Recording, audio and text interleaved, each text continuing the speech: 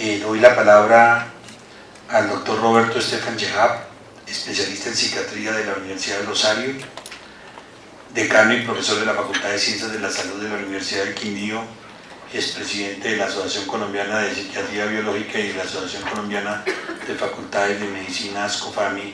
Doctor Roberto, muchísimas gracias por estar aquí con nosotros.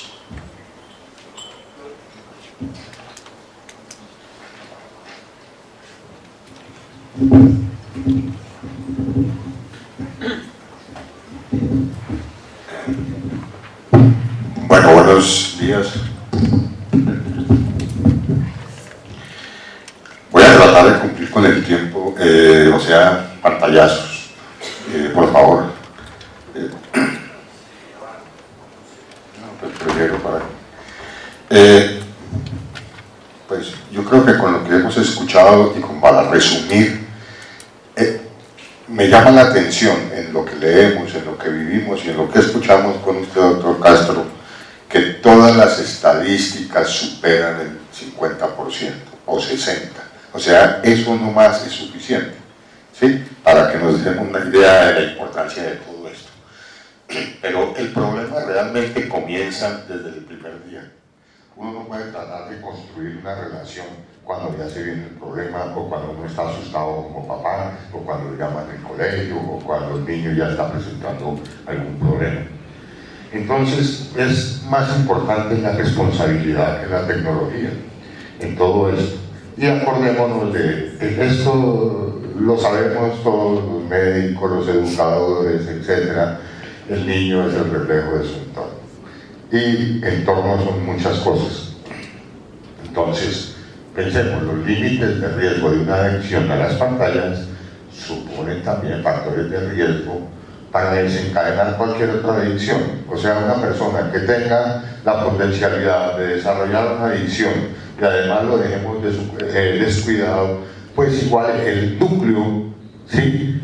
Incluso biológico, etcétera, genético, pues está mostrando que no solo es el riesgo de esta adicción a las pantallas, sino el riesgo de ser adicto a cualquier cosa, incluyendo los rasgos de personalidad de cada ser humano. Entonces, acordémonos, detrás de lo que ha sido llamado las pantallas niñeras, siempre hay un mensaje de disfunción y de soledad. ¿Siguiente? Entonces, por lo menos nosotros a nivel de médico, tenemos unos signos de alarma muy importantes que ustedes los van a ver muchas veces en los colegios, en las casas, etc. Aquí venimos muchos como educadores, profesionales, psicólogos, psiquiatras. Entonces, bueno, estamos como en... tenemos, creo yo, o hijos, o sobrinos, o nietos, etc. Entonces, todos traemos eso. Si usted ve un niño que empieza con irritabilidad, cambios de conducta, y dependiendo de la edad, berrinches, ¿sí? Empiece a pensar que algo está pasando. No necesariamente pantallas, las pantallas es el tema de hoy, ¿sí? Confusión de valores, ambivalencia, bien lo decía el doctor Castro. Nosotros hablamos aquí de línea sociopática, o sea, conductas que van en contra de la sociedad y que además de eso cada vez son más frías, más indiferentes, no aprenden con la experiencia, son retadores, etc. ¿Por qué esto? Porque en el contenido de muchos de estos videojuegos hay un enfrentamiento entre lo que es la autoridad, el principio de autoridad, valores, etc., y lo que no es. Entonces ahí hay que matar al policía, hay que matar a los buenos, etc., y eso es un triunfo, ¿sí?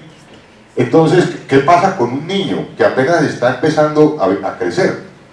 No sé si me están oyendo allá. Sí. ¿Qué pasa? Pues que tiene que entrar necesariamente en una situación de ambivalencia, y nosotros sabemos muy bien que la ambivalencia en estos casos lleva necesariamente a un riesgo de comportamientos sociopáticos. También vemos niños que tienden al aislamiento, o sea, niños que iban caminando bien y de un momento a otro ya quieren estar encerrados, quieren estar solitarios, forman parte de toda esta situación. Retadores, lo vivimos cada día más, ¿no? Antiguamente uno paraba al papá así con la mitad de lo que le para un niño a uno, y uno corría alto riesgo ¿sí? Bajo rendimiento escolar, disminución de tolerancia a la frustración. Un ser humano debe tolerar la frustración, porque la vida tiene muchas satisfacciones, pero tiene muchas frustraciones. Y la frustración de todas maneras es una puerta que se abre para seguir creciendo, en muchos. Pero muchos niños esto lo empiezan a mostrar de una manera agresiva contra los demás y contra ellos mismos. Descuido en la presentación personal y en sus hábitos normales. Aquí pues, veamos muy bien, yo por ejemplo que voy mucho al colegio, etcétera, y que tengo mis pacientes desde 30 años, pues ahí mismo pienso en la mamá, ¿no? O de pronto en la empleada. Hoy en día a veces el orden secuencial es empleada, pantalla de mamá. Triste, pero así es. Pues con todo respeto a muchas personas, pero así es. Abandono de intereses. Niños que antes jugaban, en estos días yo estaba pensando, miraba una golosa de esas, ¿se acuerdan cómo brincábamos? Lo que llamaban una rayuela, una golosa. Ahora se juega, pero en una pantalla, ¿cierto? Hay muchos intereses que los niños empiezan a mostrar desde muy pequeños e empiezan a perder a través de toda su historia cuando empiezan a enfrentarse a todas estas tentaciones. Y los papás muy queridos muchas veces les compran a estas niñeras como premio por muchas razones. Yo le cuento a Alicia que yo todavía no tengo un iPad. A ver si va a arrimar uno por ahí. ¿Cierto? Pero le cuento. Y vivo muy feliz. ¿Sí? Y no sé qué pasaría si lo tuviera. ¿Sí? Pero hoy en día es un premio, es un regalo, es felicitaciones, mi hijo le va a regalar. Y de pronto jugando se le dio rabia al niño porque perdió, la tiró contra una columna. La mamá está muy ocupada trabajando, el papá también, y le prometen al niño que si se porta bien dentro de un mes se la reemplaza. Bueno, siguiente. Lo más frecuente en la consulta médica, pues nosotros vemos hoy en día allá en donde yo estoy en el Quindío, trastornos de ansiedad, con o sin equivalentes somáticos. ¿Qué quiere decir eso? Los equivalentes somáticos, digamos, en la ansiedad son, por ejemplo, la diaporea, o sea, la sudoración, la boca seca, la taquicardia, ¿cierto? Etcétera, la hiperventilación. Los niños pueden tener al principio únicamente inquietud, y esa inquietud se puede confundir a veces muy peyorativamente con los trastornos de atención con hiperactividad, ¿sí? Y en muchas ocasiones, yo diría que la mayoría de niños no tiene un trastorno de atención con hiperactividad, sino tiene ansiedad, y termina pues tratado con un poco de cosas de afán, incluso por los mismos doctores que desafortunadamente que tenemos que trabajar, yo no, muchos en 15 minutos por paciente, etcétera, la ley 100, etcétera, etcétera. Entonces a toda velocidad se equivocan los diagnósticos. Elementos obsesivos, yo creo que todos los que estamos con niños los hemos visto. Niños que están demasiado expuestos a las pantallas muchas veces empiezan a mostrarse muy obsesivos, muy rígidos, muy asustados, ¿sí? Muy perfeccionistas, se exigen demasiado a ellos mismos, pero en estas cosas. Y además de todo el día, en vez de estar escuchando a la profesora, jugando con los compañeros, están pensando en qué nivel iban por allá al juego y a qué hora van a llegar corriendo a ver cómo van a tener más punticos. Y las fobias sociales, ¿cierto? Pues definitivamente cuando una persona empieza a dejar de caminar en unas habilidades y se centra en otras, cuando una persona empieza a interrelacionarse con una pantalla y no con otras personas, etcétera, etcétera, pues empieza a perder una serie de competencias que lástimo, que las tenía tal vez muy buenas, y van quedando dormidas hasta que se pierden. ¿Sí? Siguiente. Bueno, no, yo voy bien. Los problemas de autoestima y sus secuelas que van muy ligados también a la depresión. Y desafortunadamente es muy frecuente la depresión de los niños, mucho más de lo que ustedes piensan. Y la depresión de los niños, aunque tiene características, digamos, antropológicas y de todo tipo, similares a la del adulto, también las tiene biológicas, desde muy niños. Existe el trastorno afectivo mayor en los niños, lo que antes llamaba enfermedad maníaco-depresiva. Para que no se asusten, existe, científicamente existe. O sea, que se puede agravar según la historia de antecedentes familiares. Una familia que tenga antecedentes depresivos, mamá o papá o abuelos, en primera línea, pues, las personas pueden tener un altísimo riesgo, genéticamente hablando, de sufrir un trastorno depresivo. No importa desde qué edad, si se dan las condiciones.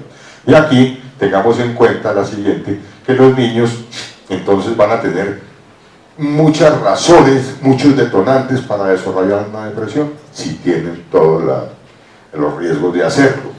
Empecemos también pensando en la depresión, porque cuando un niño empieza con esta situación muy enredado en otros mundos virtuales y empieza a disminuir su rendimiento escolar y empiezan los problemas en la escuela y en la casa, como siempre con los niños, por ejemplo, hiperactivos, ¿qué empieza a pasar? Ustedes lo viven.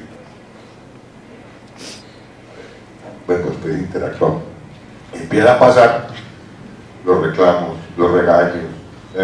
¿Usted qué está haciendo? Venga, voy a llamar a su papá, voy a llamar a su mamá. El papá no va, además está ocupado, la mamá tampoco, porque hay tráfico espantoso, etc.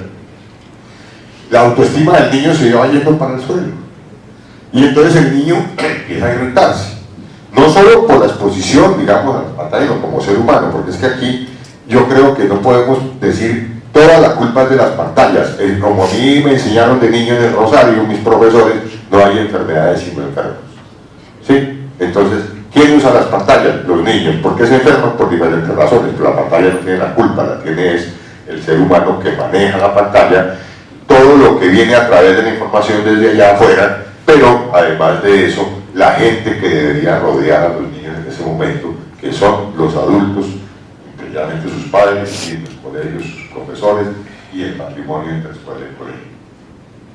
Bueno, alteraciones en la atención, pero miren bien, sin relación a los trastornos de atención con hiperactividad, sin relación. Estamos hablando de trastornos de atención aparte, no ese síndrome actual. Los niños pueden empezar a tener problemas de atención, tienen distractibilidad, etc. ¿Por qué? Porque se están empezando a acostumbrar a fijar la atención en un solo punto, digámoslo así, tener una cantidad de estímulos en un solo punto que los van retroalimentando todo el tiempo. Entonces gané puntos, me premiaron, perdí, volví, gané, que entre otras esas son una de las razones porque los niños hiperactivos son capaces de estar muchísimo tiempo al frente de una pantalla, porque no son capaces más de 5 minutos de estar centrando la atención en un salón de clase donde hay otro tipo de estímulos y de situaciones, pero están centrados en la pantalla con una cantidad de estímulos que cambian constantemente. Entonces realmente no están con el estímulo fijo todo el tiempo, sino están cada momentico como cambiando, y entonces eso hace que esos niños, la mamá le dice, pero qué cosa tan rara, en el colegio no es capaz, pero mire que en la casa sí estaba media hora, 2 horas, 3 horas en la pantalla. Pues claro. Y lo mismo pasa muchas veces con la televisión y estos niños. Sí, porque están cambiando los estímulos constantemente, pero tienen la atención fijada ahí nomás y no tienen que estar poniéndole atención a otras cosas. Trastornos en el ciclo del sueño. Por ejemplo, los trastornos en el ciclo del sueño tienen que ver más que todo con el inicio, ¿sí? O con el despertar profundo, perdón, frecuente. Niños que empiezan a tener dificultades en conciliar el sueño, ¿cierto? Por muchas razones. Están muy excitados, están excitados, ¿cierto? Porque están asustados por lo que vieron, por lo que hicieron, por toda la descarga de adrenalina que tuvieron con estas situaciones, hasta que se logran dormir y muchas veces se despiertan varias veces en la noche. Todas estas estadísticas, como insisto, son todas más del 50% de los niños expuestos a esta situación. Y las pesadillas y terrores nocturnos ni se digan, sobre todo dependiendo de la edad, porque aquí todo depende de cada momento del niño. No es lo mismo un niño de 3, 4, 5 años que un preadolescente. Por ejemplo, un niño en el periodo edípico, por decirlo en términos freudianos, ¿sí? Que tenga pesadillas y las va a tener con más frecuencia en ese periodo, por muchas razones. ¿Sí? Un niño en el periodo tiende a tener más pesadillas, y si tiene conflictos con la autoridad, por conflictos con su papá, etcétera, pues por las explicaciones psicodinámicas, digámoslo así, va a tener mucho más pesadillas, ¿sí? Que se interpretan de una manera psicológica muy clara, que un niño más grandecito, que es capaz de entender pues, de que su papá no es un peligro, que el monstruo que mató tampoco, y que robó tampoco, etcétera. Los terrores nocturnos, pues similar. La siguiente es que el tiempo, pues, yo estoy tratando de cumplir, como hoy, me quedan 4 minutos. Me dijo, vea, usted tiene como 16 diapositivas, a 10 minutos, le dije, tranquilo, 10 minutos. Prevención Prevención rápidamente, ayudar a distinguir lo real de lo virtual. Llega un momento tal en que un niño muy pequeño no es capaz muchas veces de centrarse y distinguir bien entre cuál es la realidad, ¿cierto? Todo se le vuelve una realidad a él, todo se vuelve parte de una realidad vivencial, ¿sí? Fomentar el autocontrol desde muy niño. ¿Cómo se fomenta? Con disciplina. Y una palabra grandísima, grandísima, no la escribí aquí, pero se las digo y todos la conocemos, nos gusta, nos hace falta, nos fascina, que se llama amor. Cuando uno hace las cosas con amor, las hace responsablemente. ¿Por qué? Porque es capaz de sacrificarse, es capaz de pensar en el otro, es capaz de dedicarle más tiempo, es capaz de retroalimentarse y de mirar hacia adentro en que estoy fallando, es más humilde, es más sencillo, corrige y aprende más rápido. Entonces un adulto realmente que actúa con amor regala menos pantallas, ¿sí? Y está más tiempo con los hijos, está dedicado más tiempo, por lo menos más calidad de tiempo a estas situaciones, y como lo hace con amor, no le da pena ni le da miedo. Hay que pensar que el niño va a sentir que estoy muy bravo, que lo estoy agrediendo. No, me está queriendo, me está amando y me está acompañando. Bien lo decía el doctor Castro, prohibir es absurdo. Aquí no, prohibición es una palabra que no se debe usar, se debe usar es acompañar, orientar. Para eso también hay que informarse y hay que aprender. La calidad de la información o de lo que se vea en las pantallas, depende si es televisión, si es un juego, etc. Los tipos de juegos, no es lo mismo un juego de competitividad que un juego de deporte distinto, que un juego de simulación, por ejemplo un simulador de vuelo, una cosa así, que un juego bien agresivo, etc. Entonces el tipo de juego también tiene una directa relación con todo ese conglomerado de conductas y de situaciones que van a enfrentar los niños, los tiempos. Hay una discusión muy grande, todavía no se han puesto de acuerdo. Hablaban que es que el síndrome de las pantallas, yo no sé, fue un término bonito, pero yo lo inventó por ahí porque yo nunca lo volveré a encontrarlo. No está clasificado ni en las DSM-3, ni en CI-10, ni nada. Ahí todo el mundo discute y discute cómo será ese síndrome. Ese síndrome no existe por ahora. Eso es universal. Una persona es distinta a otra y a otra y a otra, y esto no es una enfermedad. O sí, es una forma de enfermedad social, ¿sí? Que es diferente. Entonces se hablan los tiempos que un niño no sería conveniente, un niño, digamos, hasta los 6 años, que esté expuesto más de 2 horas a una pantalla al día, a cualquier pantalla. No es conveniente. Hay unos que negocian y dicen que hasta 3 horas. Sí, pero definitivamente, y yo pienso, ¿qué hace una persona más de 3 horas ahí? Perder la potencialidad de tocar guitarra, de jugar otra cosa, de estar en familia, de compartir 1000 cosas. O sea, no sé cuál va a ser el futuro de este mundo, pero como muy impersonal, es decir, como muy triste, digámoslo así, si las cosas van así, en ese pseudo-autismo en el que estamos viviendo últimamente. Bueno, ni se diga también de todos los ruidos, efectos visuales, etcétera, no es el tema hoy, pero él lo mencionó hace un rato, la cantidad de problemas médicos distintos de los mentales y comportamentales que puede traer estas cosas, ¿sí? Problemas de autoridad y comunicación en casa y en el entorno escolar, y todo esto definitivamente requiere un compromiso entre la familia y el colegio, que es donde más tiempo está el niño. Pero tiene que haber como un mismo idioma, no que es que haya en el colegio y en la familia, o es que esa mamá, no, un mismo idioma. ¿Cómo se hace? No he podido saber, pero ahí nos planteamos la cosa, ¿sí? Porque hay que hablar el mismo idioma, es como la autoridad. Papi, ¿me dejas ir a una fiesta? Pregúntele a su mamá. Mami, mi papá me dijo que me dijo que sí, pero que te preguntara a ti, que hasta qué horas, ¿sí? No, a mí no me parece, pregúntele a su mamá, que ella es la que sabe de eso. Y ahí se va papoleando la cosa. Que están mostrando muy buena comunicación entre los papás, excelente. Pero más allá de eso, ¿qué está mostrando un papá que le dice a un niño, no juegue con la pantalla más de tanto tiempo, deje el celular quieto, pero se lo está diciendo, casi le manda el mensaje por la pantalla, mijo, apague su pantalla? Entonces, ¿qué está pasando ahí? ¿Qué ejemplo? El mismo que está tomando trago, que va a las fiestas de Navidad, etcétera, a los paseos, y le están diciendo todo el año que el cuidado, que el trago, que hay que aprender a tomar, y que primero están borrachos, son los abuelos, los tíos y todo el mundo ahí casi ahogados en las piscinas, etc. Pero le están diciendo que no lo hagan porque es mal hecho. Entonces, pues, siguiente, por favor. Entonces, ¿cuánto me queda? Ahorita. Dosificación de actividades, hay que negociar con los niños, tanto tiempo, tanto negociar. Ambientes propicios para la vida familiar y social. Propicios que no peleen todo el tiempo, que no llegue, estoy cansado, que ahorita no, que papi juguemos ajedrez, no tengo tiempo, papi fútbol tampoco, vénganos. Esto de la vida familiar es delicioso, pero se está perdiendo mucho. Y la vida familiar es un nido que acoge mucho. Deporte y actividades lúdicas, etcétera, pero la lúdica compartida también es importante. O sea, eso no, se acuerdan los jueguitos de mesa, etcétera, van a estar ricos, ¿cierto? Salir a trotar con los hijos, jugar un ratico de tenis abajo, en el conjunto, etcétera. Compromiso en el ambiente escolar, bueno, motivación y equilibrio, ya me están regañando, no voy a mirar para atrás. Sí, siguiente, por favor. Bueno, también, digamos, presencia más compañía más ejemplo es una triada que yo me inventé ahorita porque me gusta mucho, ¿cierto?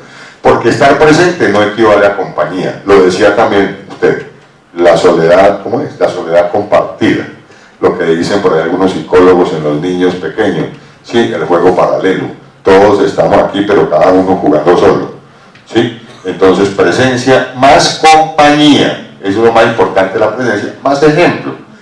La ubicación del televisor o estos tipos de cosas deben estar en una sola parte afuera. Pues un niño que cada niño tiene un televisor en su cuarto, una pantalla en su cuarto, pues usted cómo controla eso. Además de eso, usted está viendo televisión, un niño pequeño está viendo televisión y es verdad lo que usted ve ahí, por lo menos medio responsablemente. Por favor, este niño debe ser acompañado de sus padres y a su adulto responsable. Ellos lo hacen porque toca, como el paquete de cigarrillos que tengo aquí que dice que el cigarrillo mata, porque toca ponerlo ahí, ¿sí? Pero la realidad es que el papá y la mamá o el adulto debe estar comentando con el niño las imágenes de lo que está viendo en el televisor, charlando, mire, mío, tan. Yo estoy convencido que las familias que tienen buena comunicación y buen ambiente tienen muchísimo menos problemas en estas cosas, porque los niños se sienten más llenos, más plenos, la familia mucho mejor. Hay que propender por la familia, hay que propender por rescatar los valores. Eso es una cosa que si no se hace, cada día nos vamos a degradar más y vamos a buscar miles de excusas. Y hay una clasificación que se llama código PEGI, que es Pan European Game Information. Aquí está el correo electrónico muy fácil, www.pegi.info.es. Incluso hoy la mayoría de las cajas que nos traen los juegos, los videojuegos, etcétera, traen un numerito ahí en la caja. El numerito equivale a la edad, al rango de edad en que podría estar aconsejable ese juego para los niños. Pero más allá de ese numerito, etcétera, ahí ustedes se meten más profundamente en las páginas y le están diciendo este tipo de juego cómo es. Hay muchas arcade, etcétera, pues hay muchas clasificaciones de los juegos, si es apto o no para estos niños de estas edades, si es de competencia, si es de simulación, etcétera. Es una buena ayuda. ¿Sí? La siguiente. Bueno, ya voy a acabar, señor. Antecedentes familiares, drogodependencias, mitomanía, ludopatía, alcoholismo, suicidio y trastornos mentales están mostrando que un niño tiene más alto riesgo de sufrir este tipo de situaciones con o sin pantallas. Obviamente con pantallas mal manejadas pues aumenta el riesgo. Pues, aquí como la cuña es, las pantallas nuevamente no son el problema como tal, el problema somos los seres humanos y el manejo que le demos a todo este contexto.